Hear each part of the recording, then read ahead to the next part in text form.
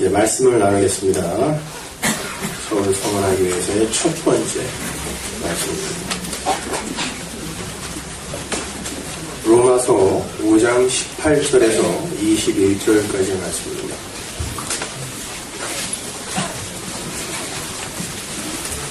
자, 찾으셨으면 우리 함께 공동합니다. 그런즉 한 범죄로 많은 사람이 정죄에 이른 것 같이 이런 행동을 알면 많은 사람이 의롭다 하심을 받아 생명에 이르느니라. 한 사람의 순종하지 않으므로 많은 사람이 죄인 된 것 같이 한 사람의 순종하심으로 많은 사람이 의인이 되리라. 율법이 가입한 것은 범죄를 더하게 하려 하니라. 그러나 죄가 더한 곳에 은혜가 더 넘쳐나니 이는 죄가 사망 안에서 왕노릇한 것 같이 은혜도 또한 의로 말미암아 왕노릇하여 우리 주 예수 그리스도로 말미암아 영생에 이르게 하려 함이라. 오늘 제가 다 하려고 했던 내용을 반으로 나누어서 다음 주에 본론을 하고 오늘은 서론만 하겠습니다. 지금 제가 살고 있는 곳 근처에 코운 정몽주 선생의 묘가 있습니다. 저는 지금까지 정몽주 선생의 묘는 선주교가 있는 개성 근처 어디쯤일 거라고 생각을 했었습니다. 그런데 이사를 하고 집 근처 지리를 익히기 위해서 이리저리 다니다가 정몽주 선생의 묘를 발견한 겁니다. 깜짝 놀라서 한달음에 달려가 보니까 제가 알고 있는 그 정몽주 선생의 묘가 맞아요. 영광스럽게도 제가 그 묘 옆에 살고 있습니다. 선주께서 살해당하신 그 사육신 정몽주 선생의 그 시신을 그 후손들이 제가 사는 그 마을로 옮겨와서 부인과 합장을 했다는 그 친절한 설명이 그 앞에 기록이 되어 있었습니다. 나중에 동네 사람들에게 들어보니까 제가 사는 그곳이 굉장히 유명한 유배지였다고 하더군요. 귀양 와서 사는. 그래서 그런지 동네에 유명한 분들의 묘가 유난히 많아요. 거기서 묻히는 건 아닌가 모르겠어요. 그 이야기를 듣고 보니까 저도 그곳에서 비양살이를 하는 것 같아서 기분이 좀 묘했습니다. 세계의 수도인 LA에서 경기도 오포 능평 리, 난 어디 읍이나 리에 살아본 게 처음이에요. 그리고 이사를 한 건 누가 봐도 기양처럼 보입니다. 그죠? 저는 이사를 해도 꼭 그런 데가 걸려요. 제가 왜 정몽주 선생 이야기를 서두에 꺼내는가 하면 어렸을 적부터 그 유명한 정몽주 선생의 단심가를 유난히 좋아했었기 때문입니다. 근데 그분의 묘가 지척에 있는 곳으로 이사를 했으니까 얼마나 신기하겠습니까? 여러분도 잘 아시는 정몽주 선생의 단심가가 이러합니다. 차신 사료 이 몸이 죽고 죽어 100번 갱사료 100번 고쳐주고 백골 위진토 백골이 진토로 되어 혼백유야미 넋이라도 있고 없고 향주 일편단심 임형한 일편단심을 영유계리여지 어찌 고치겠느냐. 제가 왜 이 시조를 좋아했는지 아세요? 저는 예수를 믿고 난 뒤에 우리 성도가 궁극적으로 해야 할 고백이 바로 이 단심가와 같은 결연한 고백이라고 생각했기 때문이에요. 그 어떤 악한 세력이 온갖 미사여구와 먹음직한 당근을 들이밀면서 간곡한 이방원의 하여가 이런 들어떠하리 저런 들어떠하리가 하여가죠. 하여가를 불러댄다고 할지라도 절대로 요동치 않고 하나님을 향한 일편단심을 고백한 이명할 일편단심을 어떻게 바꾸겠느냐라는 이 일편단심을 고백하는 그러한 용사가 되는 게 신앙인의 본무요 의무라고 생각했기 때문에 정몽주 선생의 단심가를 참 좋아했어요. 그런데 신앙생활을 하면 할수록 제 안에서 미명한 일편단심의 그 단심가가 나오는 게 아니라 이런들 어떠하리 저런들 어떠하리에 하여가가 더 많이 나오는 거예요. 그래도 겉으로는 멋지게 일편단심의 그 단심가를 불러대면서 제 안에서 용솟음쳐 올라오는 하여가를 감추기에 급급했었죠. 그게 신앙 좋은 모습으로 사람들에게 비춰지니까. 그러나 다른 사람은 다 속일 수가 있어도 저 자신은 속일 수가 없잖아요. 저는 그러한 유약한 모습이 저 스스로에게 폭로가 될 때마다 견딜 수 없이 부끄러웠고 절망감에 낙담을 하곤 했어요. 그리고 그걸 더 감추기 위해 더 경건한 척하면서 살았죠. 근데 어느 순간 말씀의 귀가 열리고 그 은혜의 복음이 이해가 되어지면서 저는 참 많이 위로를 받았어요. 자유로워졌습니다. 단심가는 님 향한 그 일편단심에 그 성도가 하나님께 올려드리는 고백이 아니라 하나님이 자기 백성에게 불러주시는 사랑의 노래라는 걸 깨닫게 된 거예요. 이 몸이 죽고 골백번 죽는다고 할지라도 나는 너를 반드시 사랑하고 반드시 구원해내고 말 거야. 이 단신가는 예수가 우리에게 불러주는 노래라는 것입니다.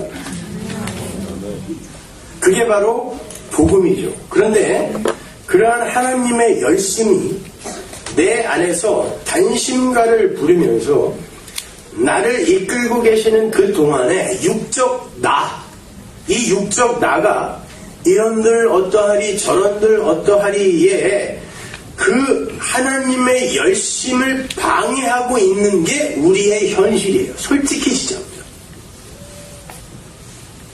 그래서 성도는 자기 안에서 동시에 들려오는 단심가와 하여가 사이에서 올바른 자아인식을 하게 되는 거고 하나님의 능력과 은혜 앞에 항복해 들어가는 거예요. 그러니까 이런 겁니다. 성도는 끊임없이 하여가로 타협의 길을 모색하고 있는 그런 자신의 모습을 바라보면서 육의 불가능함과 무력함을 인정하게 되는 그러한 죽음의 과정과 그래서 예수님이 홀로 완성하실 수밖에 없었다라는 내가 다 이루었다. 그게 십자가잖아요. 그 승리의 현실을 동시에 경험하게 되는 거예요. 그것이 구원의 현재성이라 할 수 있는 거죠. 오늘 본문이 바로 그런 하나님의 단심가와 성도의 하여가에 관한 내용인 거예요. 아니 성경 전체가 바로 그 이야기예요. 사실 우리는 구원을 얻는 순간 구원이 무엇인지 영생이 무엇인지 은혜가 무엇인지 다 알게 되고 그 다음부터는 실천을 쌓아가는 그런 신앙생활을 하는 게 아니란 말입니다. 이제 각 신앙생활에 입문한 그런 견성, 그 기초, 견성의 단계에 있는 사람들은 몸에 피가 펄펄 끓어서 십자가도 질 기세로 이리 뛰고 저리 뛰고 하지만 복음을 점점 이해하게 되고 오도, 길, 복음, 말씀, 진리의 깊은 단계, 오도의 길로 들어가게 되면 그게 얼마나 무모하고 어린 생각이었는지를 몸으로 체득하게 돼요. 그리고는 약할 때 강함이 되시는 방식으로 아들을 만들어 가시는 하나님의 아들 만들기 프로젝트를 이해하게 되는 걸 신앙생활이라고 하는 거예요. 우리는 구원을 얻는 순간부터 자기에게 불가항력적으로 찾아온 그 은혜의 선물이 어떤 것인지를 차근차근 배워가는 거예요. 언제까지요? 죽는 날까지요. 여러분의 인생 동안에 그게 완성이 안 돼요. 성도의 신앙생활은 내가 무엇을 하는가에 초점이 있는 게 아니라 하나님이 누구이신가를 아는 데 초점이 있는 거예요. 그리고 왜 하나님 나라, 그 성전은 하나님이 창조하셔야만 하는지를 마음 깊이 깨달아 알고 가는 게 신앙생활의 올바른 목적지이란 말이에요. 진짜 개혁주의, 왜곡된 개혁주의 말고 진짜 개혁주의는 바로 그렇게 하나님이 누구이시며 그분이 하신 일이 무엇인지를 세상에 드러내는 게 개혁주의지. 솔라 피데, 솔라 그라시아, 솔라 스크립투라, 오직 은혜, 오직 말씀, 오직 복음, 오직 믿음, 이게 하나님이 우리를 구원하시는 방식이다를 드러내는 게 개혁주의잖아요. 근데 오늘날 왜곡된 개혁주의는 어떻게 되어 있어요? 그렇게 믿음을 가진 나, 은혜 받은 나, 이걸 자랑하는 걸 개혁주의라고 이야기한단 말입니다. 저는 그걸 지적하는 거예요. 기독교는 하나님이 드러나는 것이지 우리가 드러나면 안 된단 말입니다.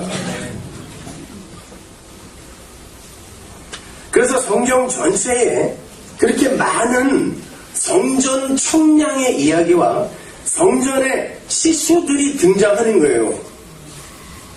성전은 누구? 고린도전서에서 나 청량을 해서 조금이라도 하나님의 뜻에 맞지 않게 지어진 곳이 한 군데라도 발견이 되면 하나님의 영광이 그리로 안 들어가셔요. 그죠? 에스겔서에서 보면 하나님이 준 치수 그대로, 그 양식 그대로 새 성전이 만들어지자 그리로 하나님의 영광이 돌아가는 말입니다. 그러면 성전 청량이라는 게 뭐겠어요? 여러분을 어떻게 청량하겠습니까? 여러분들이 은혜로 지어졌는지 아니면 거기에 지가 뭘 보탰는지 요걸 청량해내는 거예요. 아주 자세하게. 그걸 신앙생활이라고 한다니까요. 그래서 오직 은혜로만 완성된 그곳에만 하나님의 영광이 들어가는 거예요. 그게 유니언 크라이스트 연합이라는 거예요.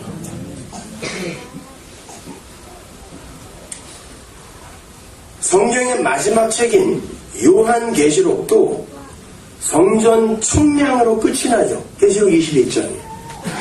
그러나 하나님의 성전 청량이 끝나고 어떤 판정이 내려져야 돼요? 보시기에 좋았더라 여야 돼요. 근데 보시기에 좋으려면, 하나님의 보시기에 좋으려면 혼돈과 공허와 흑암 없음의 상태잖아요. 그죠? 혼돈은 수업처가 없는 이란 뜻이죠. 공허는 emptiness예요. 그러면 수출업처, 그릇도 없고 공허, emptiness는 뭐예요? 그릇도 없고 내용도 없으면 없음이란 말입니다. 그죠? 거기에 하나님의 말씀으로 비다 있어라, 땅아 생겨라, 이렇게 하나님이 창조하시는 그 창조물을 보시고 하나님이 보시기에 좋았더라, 이게 판정이 떨어지는 거예요. 거기에 뭐가 있으면 보시기에 안 좋다니까요. 계시록 21장의 성전 청량이 바로 그 이야기인 거예요. 그래서 결국 창세기 1장을 계시록 21장이 완료시켜내는 거예요. 이렇게 하나님의 아들들 성전이 완성될 것이다, 이렇게. 계시록 21장에 그 성전 청량에 나오는 숫자들이 뭐예요? 10, 1000, 12, 144 이런 거죠. 다. 제가 지난번 설교 때 12가 무슨 숫자라고 했어요? 야곱의 12아들, 12지파, 12사도 아들의 숫자예요. 그죠? 그래서 계시록에 가면은 거기에 하나님의 거룩한 성전 예루살렘의 12사도, 12지파의 이름이 기록되는 거예요. 이게 아들이라는 거예요. 그 거룩한 성을 뭐라 그러죠? 신부, 어린 양의 신부라고 그러잖아. 교회잖아요. 그걸 성전이라 그래요. 그게 왜 12, 144, 그러니까 14만 4천을 그냥 숫자로 보는 세대주의는 얼치기인 거예요. 아니에요, 여러분. 12, 그리고 10, 1000 이런 완전수를 사용해서 하나님의 아들은 진짜 하나님의 아들로만 완성된다를 보여주는 게 성전 청량이라고 말입니다. 그래서 그게 장과 고가 같은 지성소가 되는 거고, 이게 하나님 나라다가 성경인 거예요. 근데 그렇게 하나님이 요구하시는 치수대로 안 지어진 그곳은 가짜 성전이에요. 그래서 무너지는 거예요. 그게 바로 우리의 육이에요, 여러분. 이게 무너져야 새 성전, 예수 그리스도의 은혜로만 완성된 새 성전이 서는 거란 말이에요. 그게 복음이에요. 그걸 신앙생활이라고 한단 말입니다.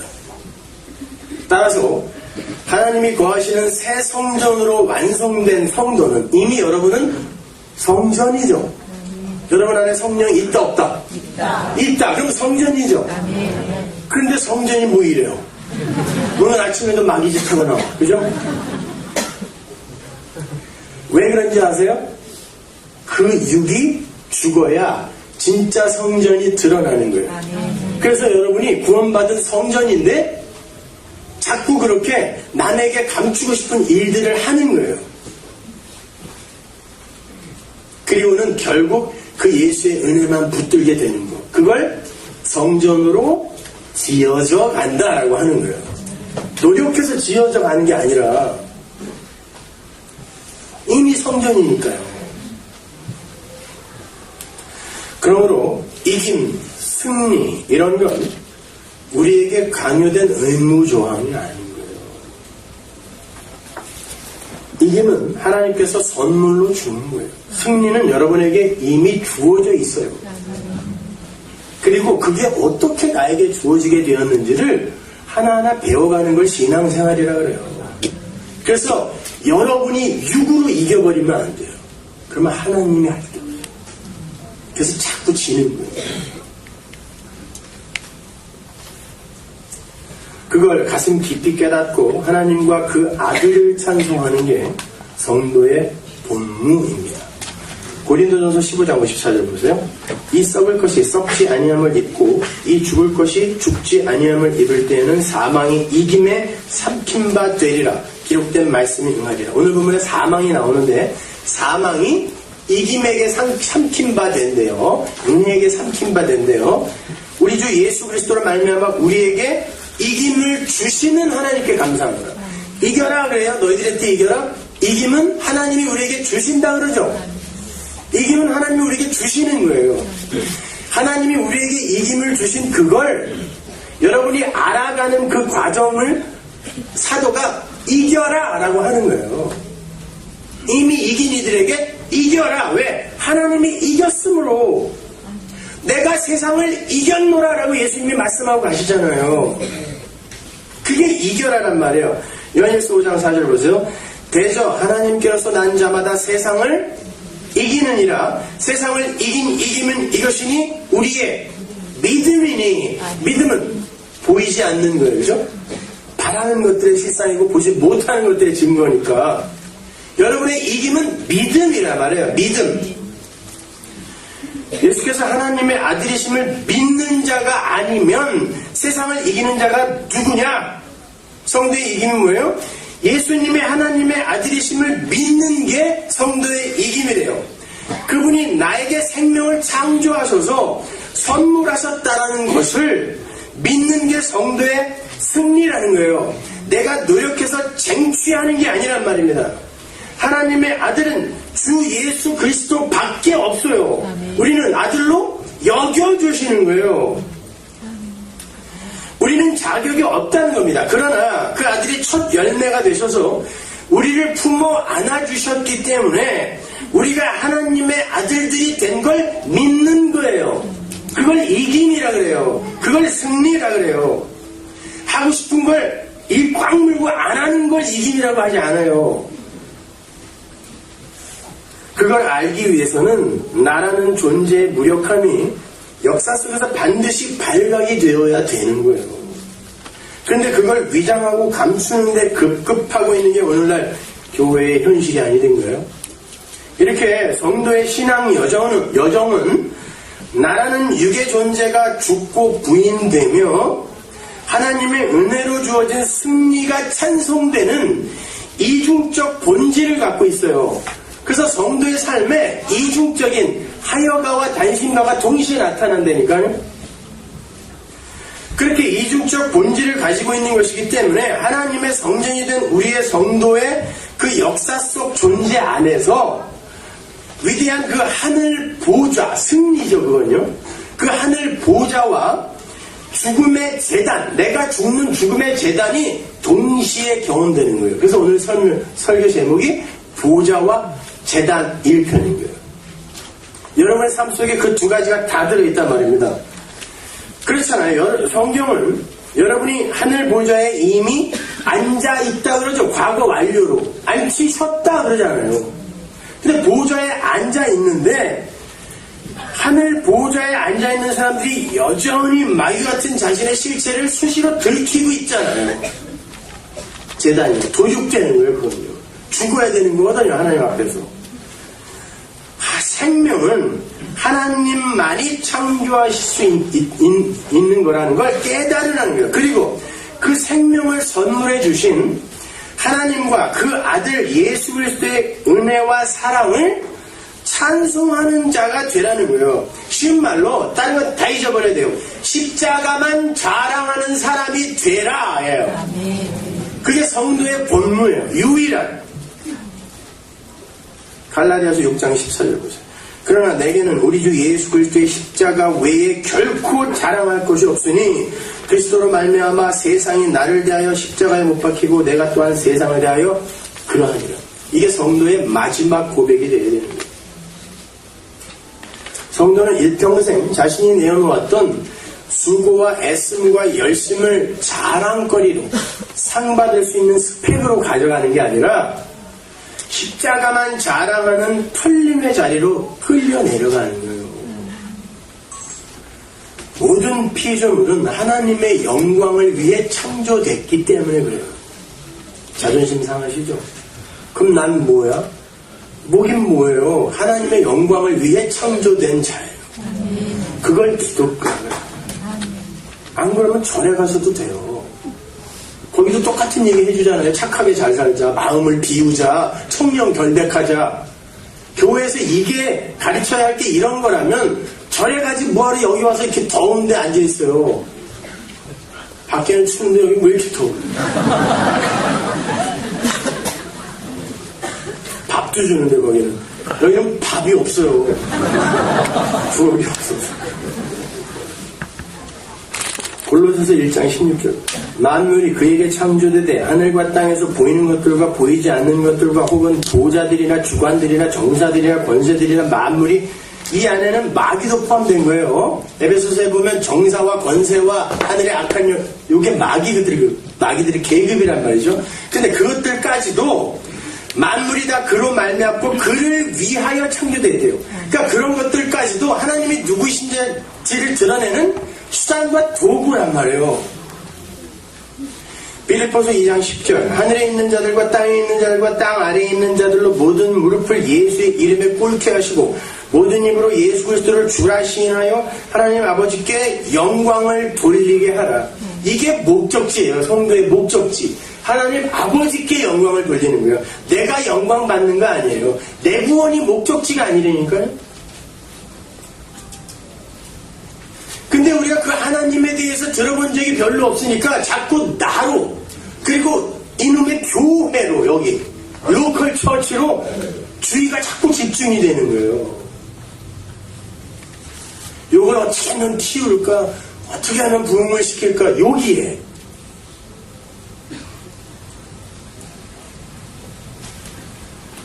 오늘 본문을 보면요, 죄의 왕노릇이라는 어구와 은혜의 왕노릇이라는 어구가 나와요. 많은 분들이 자신의 삶 속에서 죄의 왕노릇이 끝나면 은혜의 왕노릇이 찾아오는 거라고 생각해요. 실제로 그래요. 여러분 지금 은혜 입었죠? 그럼 은혜가 왕노릇합니다. 그런데 사도 바울이 야 어떻게 내가 원하는 건 이렇게도 안 하니 나는 어떻게 내 안에 있는 다른 법이 나를 이렇게 질질질질 끌고 다니는데 나는 왜 거기에 끌려다닐까라고 고백하잖아요. 그건 하나가 끝나고 하나가 오는 그런 방식으로 오는 게 아니란 말입니다. 본문 21절을 보면 죄가 사망을 도구로 하여 디아예요. 그 앞에 전치사 디아 다음에 소유격이 오면 수단과 방법이라고 했죠. 디아가 있어요. 사망을 도구로 해서 왕노릇한다고 하는데 죄가요. 이 세상에서 사망, 죽음을 통과하지 않는 사람이 있나요? 없죠. 다 죽습니다. 모든 인간이 다 죽어요. 심지어 창세기 5장에 하나님의 라인, 그 라인들도 다 죽었더라라고 끝납니다. 다 죽습니다. 그렇다면 이 세상에 태어나는 모든 인간은 죽는 날까지 죄의 왕노릇하에서 종노릇하다가 결국 사망으로 들어가는 거죠. 그래서 죽는 거예요. 육이 죽는 거예요. 근데 성도 안에서는 은혜가 왕노릇한다 그래요. 은혜가 왕노릇을 하면 죽으면 안 되잖아요. 근데 은혜가 왕노릇하는 성도도 이 땅에서 죽어요. 다른 인간들과 마찬가지로 성도도 죽습니다. 그러나 다른 게 있어요. 모든 인간이 살기 위해 발버둥 치면서 자기개발 자아 확장에 전념하며 살다가 결국 절망 속에서 죽음을 맞이하지만 성도는 이렇게 육이 죽어야 하나님께서 은혜로 선물해 주시는 진짜 생명이 내게 주어진다는 것을 알고 죽는 게 달라요. 그래서 성도의 삶에 은혜가 개입을 하면 고난이 함께 따라오는 거예요.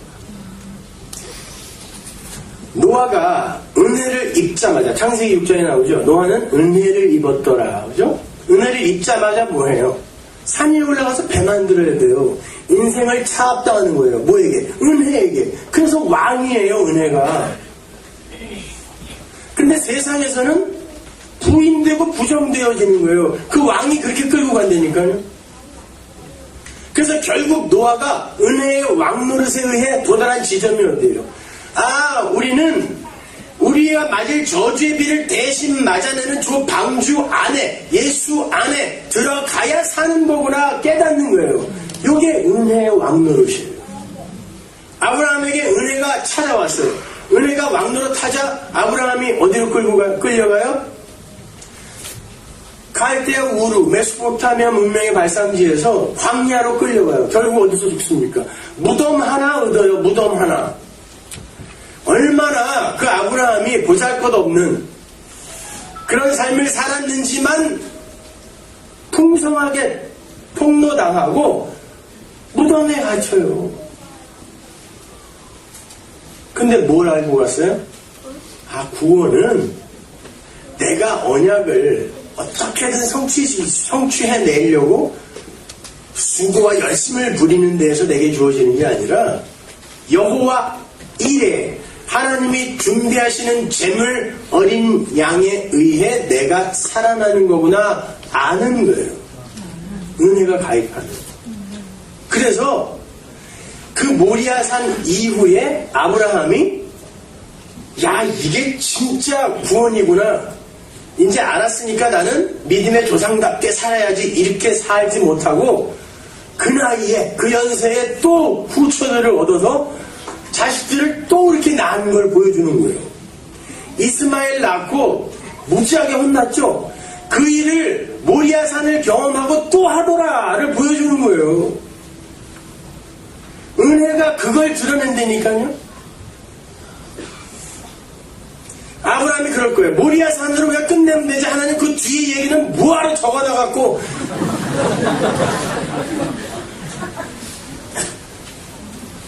여러분의 인생이 그래요. 은혜는 그걸 폭로시켜내는 거예요. 그렇게 성도는 육을 변화시키고 성숙시켜서 구원에 이르는 게 아니라 은혜 홀로 왕노릇해서 구원을 성취해낸다는 걸 은혜의 왕노릇이 가르치는 거예요. 그래서 은혜의 왕노릇이에요. 은혜가 왕노릇하여 구원해내는 거지 내가 거기에 뭘 보태서 구원받는 거 아니구나. 요걸 배우는 거란 말이에요. 이렇게 생각하시면 돼요. 종은 왕에게 종속된 자죠. 왕이 사양 내렸는데 내게 조금 이따 먹을게. 그럼 돼야 안 돼요. 밥만 줄여주세요. 돼야 안 돼요. 꿀 좀 타주세요. 돼야 안 돼요. 주면 먹어야 돼요. 어떻게? 절하고 먹어야 돼요. 이게 죄라는 왕이 사망을 갖고 왕노릇하는 거예요. 다 죽어야 돼요. 누구든지 벗어날 수가 없어요. 은혜가 왕노릇하면 은혜에 의해 그가 살아나는 거예요. 왜? 이 힘이, 은혜가 사망을 어떻게 했다고요? 이겼다, 먹었다 그러잖아요. Death of death in death of Christ. 예수의 죽음이 우리의 죽음, 사망을 먹은 거예요. 이겨낸 거란 말이에요. 그걸 배우는 거예요, 여러분. 그래서 은혜의 왕노릇이에요. 근데 우리는 자꾸 우리가 왕노릇해서 거기서 벗어나려고 한단 말이에요. 그게 아니란 말입니다. 자, 로마서 5장 21절 보세요. 은혜가 왕노릇해서 성도를 어디로 끌고 가는지. 이는 죄가 사망 안에서 왕노릇한 것 같이 은혜도 또한 의로 말미암아 왕노릇하여 우리 주 예수 그리스도로 말미암아 영생에 이르게 하려 함이니라. 은혜가 왕노릇해서 어디로 끌고 가요? 영생. 복 아니에요. 여러분이 생각하는 그런 복. 문제 해결, 질병 치유 이런 거 아니에요. 여러분 눈물 흘리게 해주는 거 그런 거 아니에요. 그냥 울면 다 은혜 받을 때 아니에요. 은혜는 여러분에게 영생을 삽니다. 영생이 뭐죠? 오래 사는 거, 죽지 않고 영원히 사는 거, 지옥에서도 영원히 살아요. 영생은 하나님의 생명이에요. 근데 그 하나님의 생명, 신적 생명을 우리가 어떻게 갖게 되냐고요. 그분과 연합이 돼야 되죠. 그래야 돼요. 하나님이 내 안에 들어와야 돼요. 그걸 연합이라고 한단 말이에요. 예수님이 영생은 뭐라 그러죠? 하나님과 하나님이 보내신 자 예수 그리스도를 아는 것 그러죠. 그 아는 것이 기노스코예요. 그걸 히브리어로 바꾸면 야다거든요. 그 야다가 어디에 나오는지 아세요? 그 단어가 아담과 하와가 동침함에 창세기 4장이죠. 그죠? 아담과 하와가 동침하는 걸 안다라 그래요. 히브리 사람들이 안다의 개념이에요. 그것이. 그냥 이렇게 너 나 알아? 이게 아니에요. 연합이에요. 부부가 동침하여 연합되어지는 그걸 안다라 그래요. 그 연합이에요. 그걸 영생이라고 한다니까요. 그러면 인간과 하나님이 연합하기 위해서는 인간이 갖고 있는 걸 조금 내놓고 하나님이 갖고 있는 걸 조금 내놓고 그래서 합의하여 연합되나요? 신과 인간은 그렇게 자기가 갖고 있는 걸 내놓아 섞을 수가 없어요. 피조물이 부인되고 부정돼야 하나님과 연합이 가능해요. 그러면 은혜는 성도를 어디로 끌고 간다는 거예요? 십자가, 부인의 자리로 끌고 간다는 거예요. 그래서 하나님이 통째로 채우셔야 되는 거예요. 우리 안을. 근데 우리는 하나님처럼 되고 싶어서 말이죠. 선악과 따먹은 아담과 하와처럼 그렇게 하나님처럼 되고 싶어서 인간 이 본연의 자존심을 지키고 싶은 거예요. 그래서 그 은혜를 거부하는 거예요. 자꾸. 뭐 기독교가 그렇게 심플해? 네, 그래서 복음이에요. 근데 이 똑똑한 인간들이 그걸 못 받아들여요.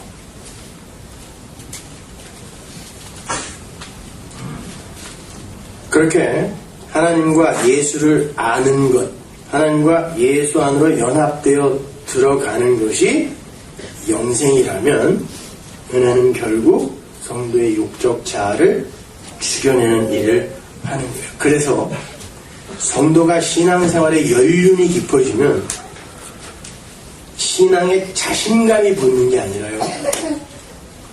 소금 친 푸성기처럼 쑥 처지게 되어 있어요. 힘이 빠지게 되어 있으니까요. 심지어 하나님, 제가 진짜 죄인 중에 괴수 많아요. 나는 교회 가서 봉사하면서도 역시 제 가치를 챙기고 사람들의 칭찬을 원하는 그런 인간이네. 요렇게. 왜? 그 안에 성령이 있기 때문에 그가 어떤 의도로 그걸 하는지를 그에게 가르쳐 주신다니까요. 진짜 하나님의 영광만을 위해서 어떤 일을 난 해본 적이 있다. 여기서 손 들면 무색해지는 거예요. 손이. 없어요. 우리는 그렇게 못해요. 하나님이 내 안에서 하시는 일은 있어요. 그러니까 우리는 안 된다니까요. 그렇기 때문에 우리는 신앙생활이 깊어지면 깊어질수록 내가 죄인 중에 계속 맞습니다. 하나님, 언제든지 하나님이 저 지역 보내도 저는 진짜 아무 할 말 없는 자입니다. 그런데 어떻게 저를 구원해 주셨다고 합니까? 참 믿겨지지 않네요. 이게 성도의 고백이어야지. 구원의 확신이 날로 굳건해지는 건 뭐가 이상합니다. 근데 만나기만 하면 물어봐. 무슨 헌병이 검문하듯이 구원 언제 받았냐고. 그래서 당신은 아냐고. 우린 창세 전에 구원받았다며요. 창세 전에 그렇게 대답하세요.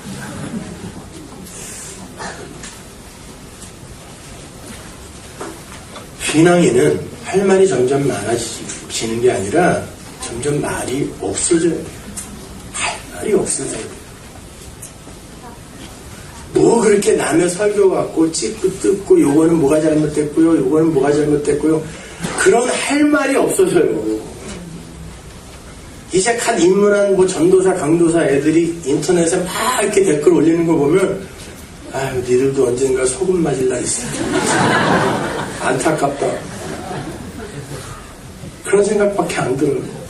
뭘 그렇게 내가 아는 걸 자랑하고 싶어서 어쩔 줄들을 몰라. 오프라인에서 삶을 살을 했더니 익명이 보장되는 온라인에서 그냥 써놓고 도망가고 그런 거 하지 말란 말이에요. 가정에서 아내를 자식을 사랑하고 직장에서 성실하게 일하고 하면서 또 나의 나됨을 발견하고 예수의 십자가 붙들고 이렇게 살아야지. 뭘 앉아가지고 손가락으로만 이러고 앉아있냐고. 그게 무슨 신앙생활입니까?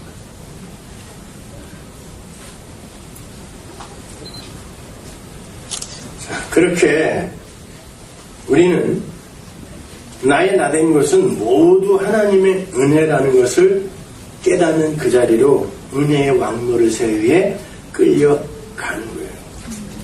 그게 복음입니다. 그러한 복음의 현실을 본문 18절이 어떻게 표현하고 있는지 보세요. 그런즉 한 범죄로 많은 사람이 정죄에 이르는 것 같이 의의 한 행동으로 말미암아 많은 사람이 의롭다 하심을 받아 생명에 이르렀느니라. 여기서 많은이라고 번역이 된 헬라어 파스, 형용사 파스는 many 아니에요. every, 모든이에요. 모든. 그러니까 한 범죄로 모든 사람이 죄인이 되었고 의의 한 행동으로 모든 사람이 의의 영생에 이르는 거예요. 앞에 모든은 모든 인류고 뒤에 모든은 영생 얻은 모든이에요. 그래서 영생이에요. 그러니까 중요한 건 영생에 이르게 된 모든 사람이 무엇에 의해 영생에 이르렀느냐, 이걸 밝히면 되는 거예요. 뭐라 그래요? 각자의 행동으로 영생에 이르렀다 그래요?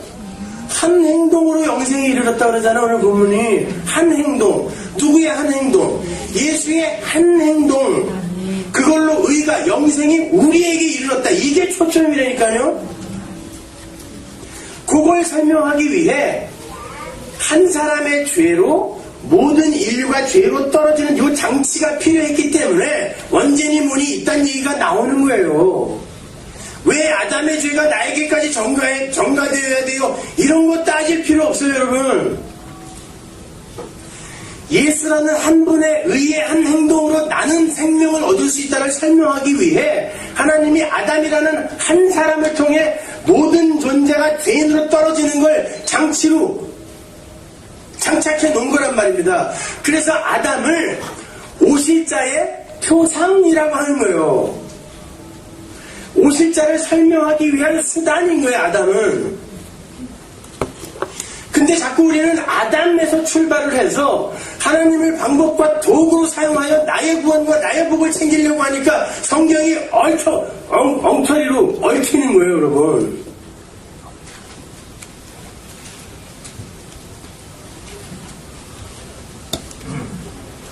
(19절을) 보시면 그게 더욱더 확실하게 돼요.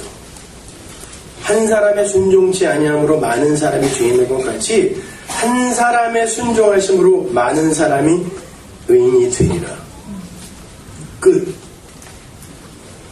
여러분이 열심히 순종해서 의인 되는 거 아니고 한 분의 순종이 우리에게 선물로 주어져. 그가 하나님께 납작 엎드리는 상태. 난 아무것도 아니네요. 이렇게 하나님 앞에서 없음의 자리로 가서 하나님과 연합되는 상태를 순종이라. 순종은 항상 온전해야 돼요. 여러분이 99가지 순종하다가 하나 어기면 그건 불순종이라고 해요. 100개를 통틀어. 성경이 그러잖아요. 그럼 완벽한 순종은 어떻게 해야 돼요? 하나님께 함몰돼 들어가야 돼요. 그 앞에서 없어져 버려야 순종이라니까요. 그래서 하나님이 우리에게 순종을 선물해 줬다라는 건 우리를 순종하는 자로 만들어 내었고 그렇게 만들어 내실 거란 뜻이란 말이에요. 그걸 순종이라고 그래요. 그러니까 로마서 5장의 전체 내용은 예수 그리스도의 십자가, 그 은혜의 십자가만이 영생의 근거라는 그 복음의 핵심을 구구절절히 설명하고 있는 거예요. 그 한 분이신 예수 그리스도만이 생명의 근거가 되시는 분이다라는 거죠. 그 예수 그리스도의 대표성, 다른 말로 영생 얻는 모든 피조물측의 자격과 조건을 부정해버리는 거. 그래서 대표가 필요한 거잖아요. 한 사람이 필요한 거니까. 그런 그 모든 피조물의 자격과 조건을 부정해버리는 구원의 진리를 설명하기 위해 아담이 창세기 1장부터 등장하는 거란 말입니다.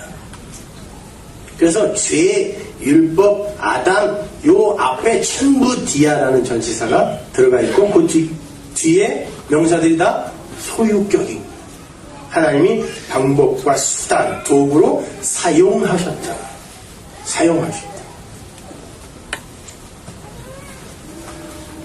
자, 그렇게 이 역사는 영생과 하나님 나라라는 성취물 앞에서의 그 피조물들의 불가능함과 무력함을 확증하고 인정케 하는 용도로만 쓰이게 되어 있는 거예요.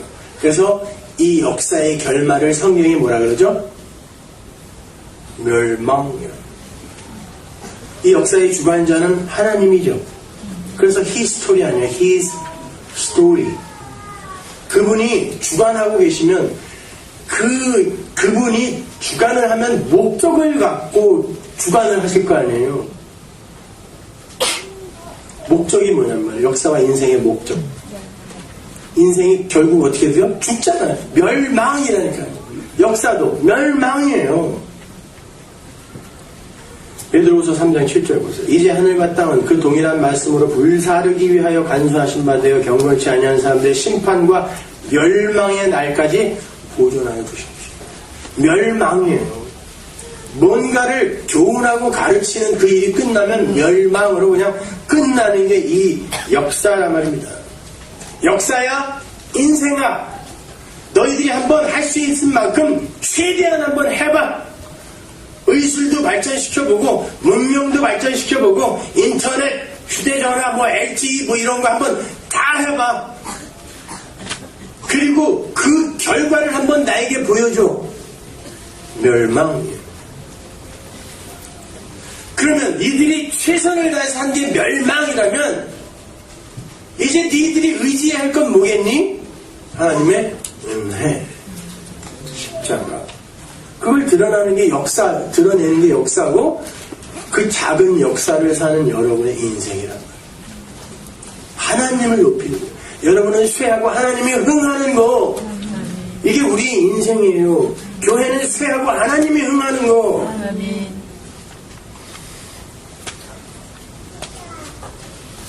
그렇게 이 역사와 우주는 멸망으로 끝이 나게 되어 있는 것인데 그 속에서 어떤 이들이 부활 생명을 선물 받는 걸 구원이라고 그래요. 근데 인간들은 참으로 지독하게 자기들의 불가능함과 무력함을 인정하지 않으려고 그러죠. 그래서 인간을 복제하여 장기를 따로 마련해서 죽을 것 같으면 그냥 홀랑 갔다가 수술받고 아일랜드라는 영화에서 보셨죠? 그런 시도까지 하는 거예요. 영생하고 싶어서. 우리가 얼마나 죄인인지 왜 죽어야 하는지 인간들이 몰라요. 아니 알고 싶어 하질 않아요. 그래서 하나님이 주신 게 뭐라 그래요? 성경이 율법이라고 그러잖아요. 율법. 본문 20절 보세요. 율법이 가입한 건 범죄를 더하게 하려 함이라. 그러나 죄가 더한 곳에 은혜가 더욱 넘쳤느니. 여기서 더하게 하다. 플레오나조는 increase가 아니라 fullness.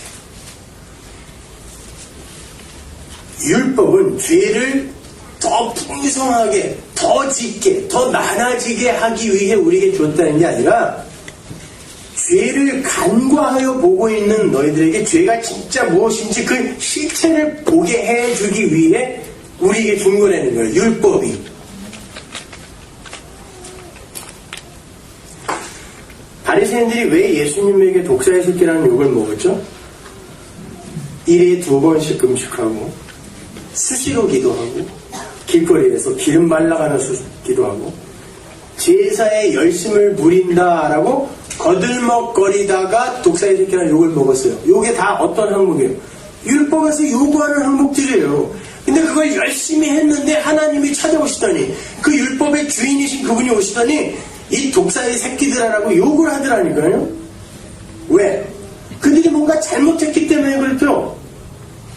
그러면 율법을 잘 지켰는데 독사의 새끼라는 욕을 먹었다라는 건 하나님이 그 율법을 지키라고 준 게 아니었다는 뜻이죠. 하나님은 그 율법을 통하여 그들의 죄를 지적하려고, 진짜 죄가 무엇인지를 지적하려고 율법을 주셨다고 하는데, 오자마자 율법을 잘 지킨 사람들에게 이 독사들아 그랬단 말이에요. 마귀들아 그랬단 말이에요. 그러면 하나님이 밝히려고 했던 죄가 뭐예요? 나는 율법 지킬 수 있어요. 요걸 죄라고 하는 거잖아요. 하나님이. 어렵죠? 왜? 건강한 교회에서 우리는 그게 올바른 신앙인의 신앙생활인 줄 알았잖아요. 그렇게 배웠단 말입니다. 그래서 뭐 도덕법은 남아있고 십자가가 그렇게 조목조목 나누어서 요거는 조금 놔두고 요것만 내가 십자가에서 해결할게. 그런 십자가입니까? 그렇게 십자가가 불완전해요? 도덕법, 율법은 남겨놓고 해결한 거예요? 율법을? 도대체 이런 발상은 어디서 나오는 걸까요? 끝까지 인간의 자존심을 놓지 않겠다라는 이 악마성에서 나온 거예요.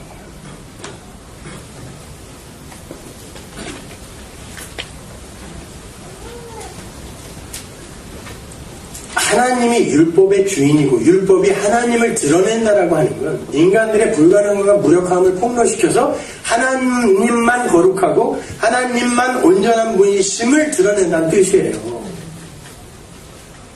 예수님은 하나님은 그 율법을 다 지킬 수 있다 이게 아니라, 그러면 뭐 여자들 월경한 다음에 정결례식행하고 하나님은 그런 거 해야 돼요? 그게 왜 율법에 나오냐고요. 그게 아니라니까요. 그걸 세모파하여 지켜내려고 한 게 마귀들이었단 말이에요. 인간들이었단 말이에요. 독사의 새끼들. 그게 아니라 니들이 도대체 이 선한 것을 가지고도 어떻게 사는지를 내가 보여줄게. 어떻게 살았어요? 그걸 지키더니 자기 자랑을 삼더라는 거예요.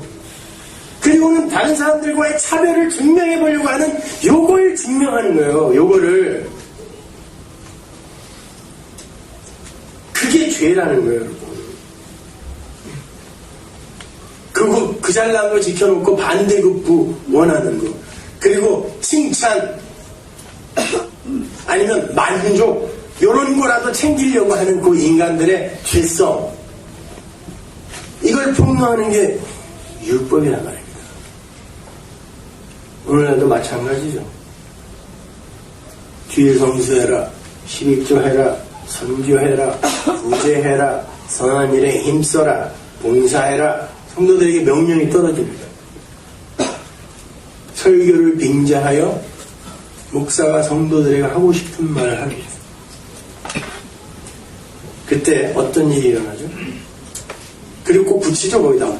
그러면 복 받는다, 문제 해결된다, 어두움에서 빠져나오게 된다, 되는지 안 되는지 시험해봐라, 이런 게 꼭 붙어요.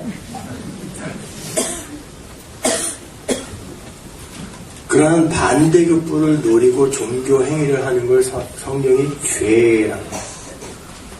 그걸 죄라고 해요.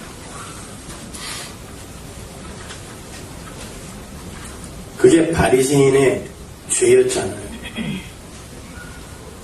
여러분, 정말 우리가 기특한 일을 해내고 그걸 전부 하나님께만 영광으로 돌리나요? 저도요, 설교하고 심지어 설교를 하고 내려가서도 꼭 우리 집사람한테 물어봐요. 나 오늘 잘했어? 꼭 약점만 집어내요. 그럼 화가 나요.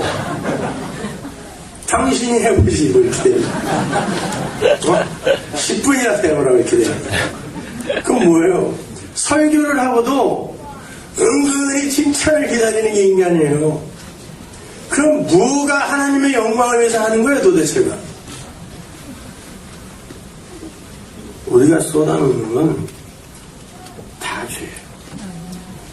그때 성도는 십자가의 필연성을 거기서 또 한 번 붙여요.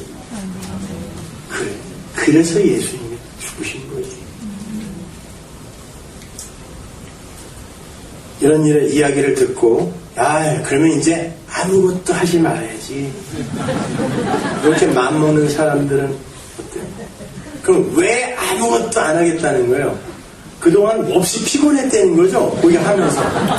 그럼 그거 하나님의 영광을 위해서 했던 거예요? 지 영광을 위해서 했던 거예요?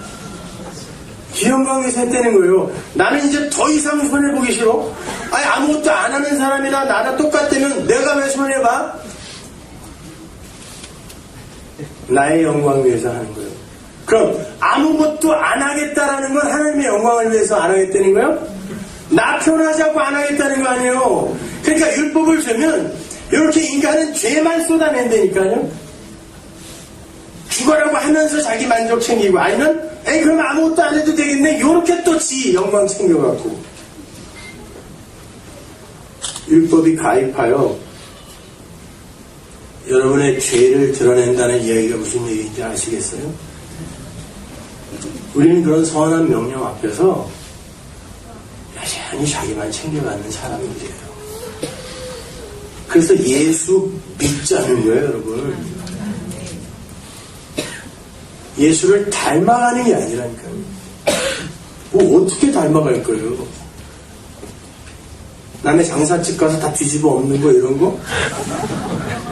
안식일날 막 남들은 열심히 기도하고 경건하게 예배하는데 밀 이삭 부셔먹고 이러는 거? 남들 예배하는데 안식일날 창녀들하고 소주 한잔 하는 거? 뭐요? 신은 우리가 닮을 수 있는 존재가 아니에요. 신은 우리의 믿음의 대상이지 롤모델이 아니란 말입니다.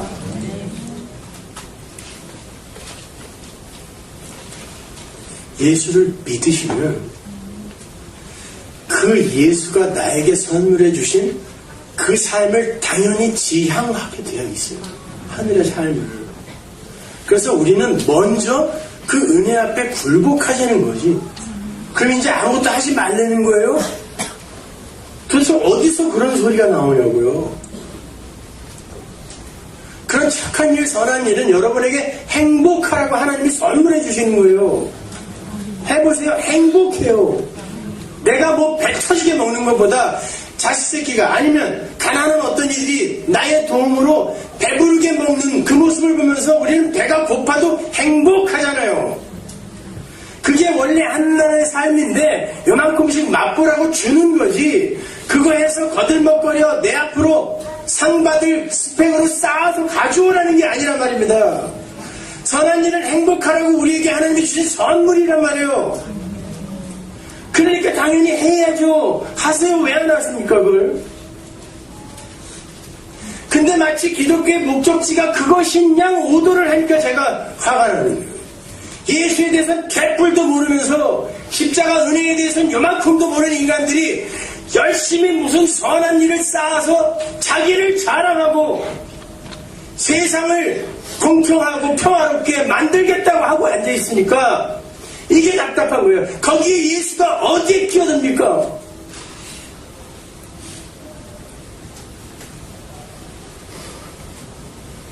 여러분 안에 진짜 그 예수의 은혜가 있으세요? 그러면 이제 말을 줄이세요.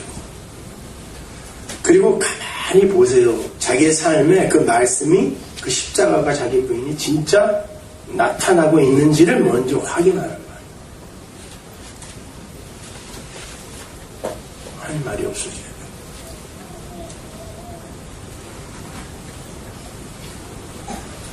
그런데 사도 바울이 율법이 가입했다. 가입했다라는 말은 가만히 숨어 들어왔다. 율법이 가만히 숨어 들어왔어요. 시내산 위에서 아주 난리 굿을 치면서 들어왔어요. 근데 바울은 그걸 모르는 바가 아닐 텐데 가만히 숨어서 들어왔대. 그 말은 율법이 표면적으로 인간들에게 요구하던 그거 말고 숨어있는 다른 뜻이 있었다는 뜻이에요. 그래서 가입했다. 가만히 숨어 들어왔다는 얘기예요. 그게 뭐겠어요? 너희들은 죄인이야. 열심히 시켜서 하나님을 감동시켜봐. 이게 표면적인 거라면 숨어있는 의미는 너희들은 죄인이야. 무력한 자야. 이런 숨은 의도가 숨어 있었다는 거예요. 로마서 5장 13절 보세요. 죄가 율법 있기 전에도 세상에 있었으나 율법이 없을 때는 죄를 죄로 여기지 아니하느니라. 무슨 말일까요? 이게 지금 그 말이거든요. 이게 무슨 말로 이해하고 계셨어요? 여러분, 율법이 주어지기 전에는 죄가 아니었나요? 율법이 BC 1500년 모세 때 주어졌습니다. 그 이전에 BC 1800년경에 여러분 국사 시간에 배운, 국사나 세계사 시간에 배운 거 있죠? 함무라비 법전이 있었잖아요. 바벨론 왕 함무라비가 제정한 법, 그 법이 뭐야? 살인하지 말라, 간음하지 말라, 도둑질하지 말라요. 함무라비 법전이. 그걸 한마디로 줄이면 이에는 이, 눈에는 눈이 함무라비 법전이에요. 바벨론의 법이에요. 율법을 하나로 줄이면 뭐예요? 눈에는 눈, 이에는 이. 뭐가 달라요? 함무라비 법전이랑. 그게 먼저 있었다니까요? 그리고 그걸 어기면 죽이거나 감옥에 쳐넣었어요. 뭘 율법이 오기 전에 죄를 죄로 안 여겼어요? 죄를 여겼으니까 감옥에 넣고 죽였잖아요. 그러면 이게 무슨 말이겠냔 말이에요, 여러분. 율법이 밝히려고 하는 죄는 그러한 종류의 죄가 아니라는 거예요. 그러니까 함무라비 법전이 주어진 그 상태에서 인간들이 죄라고 여기는 것만, 살인하지 말라, 간음하지 말라, 도둑질하지 말라, 요것만 신경 쓰면서 요것만 안 하면 우리는 의로운 사람이야 이러고 있었기 때문에 율법을 주어서 죄를 진짜 죄로 보지 못하는 너희들의 눈을 뜨게 해서 진짜 죄가 뭔지를 보게 해주겠다는 거예요. 그래서 율법이 있기 전에는 인간들이 죄를 죄로 여기지 않더라라고 이야기를 하는 거예요. 함무라비 법전이 이야기하는 고죄만 죄로 여기고 있더라, 이 뜻이란 말입니다. 그러니까 하나님이 드러내고자 하는 죄가 뭐예요? 인간들의 하나님 흉내내기란 말이에요. 하나님 흉내내기. 피조물의 하나님 흉내내기. 근데 하나님을 닮아서 하나님을 흉내내겠다라는 건 뭐냐고 도대체.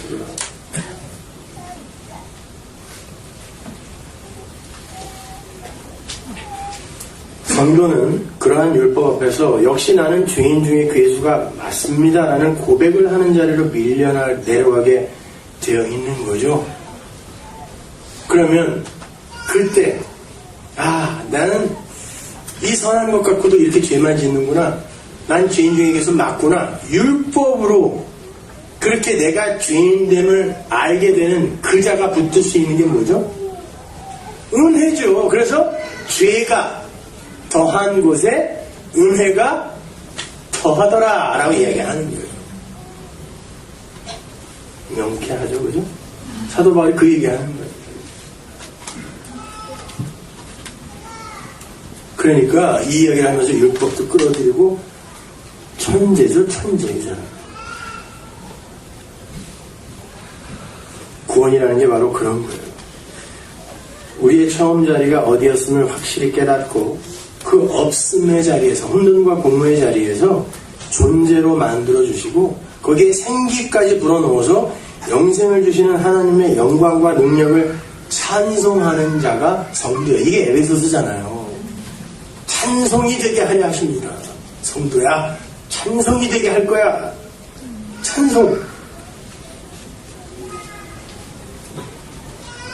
그렇게 우리를 쫓아오시면서 열심히 단신가를 불러내시는 하나님의 열심 앞에 항복하는 자가 되는 것, 그게 성도의 신앙 생활입니다. 그래서 여러분의 인생에 영광스러운 하늘 보좌의 현실과 무섭게 도륙당하는 재단의 현실이 공존하여 나타나는 거예요.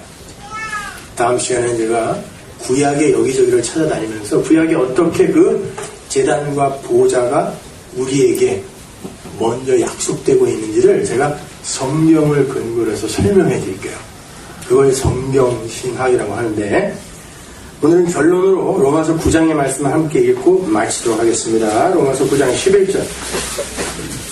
그 자식들이 아직 나지도 아니하고 무슨 선이나 악을 행하지 아니한 때에 택하심을 따라되는 하나님의 뜻이 행위로 말미암지 않고 오직 부르시는 이에게로 말미암아 서게 하려 하사 리브가에게 이르시되 큰 자가 어린 자를 섬기리라 하셨나니 기록된 바 내가 야곱은 사랑하고 에서는 미워하였다 하신 것과 같으니라. 그런즉 우리가 무슨 말하리요? 하나님께 불의가 있느뇨? 그럴 수 없느니라. 모세에게 이르시되 내가 긍휼히 여길 자를 긍휼히 여기고 불쌍히 여길 자를 불쌍히 여기리라 하셨으니 그런즉 원하는 자로 말미암음도 아니요 다른 박질하는 자로 말미암음도 아니요 오직 긍휼히 여기시는 하나님으로 말미암음이라.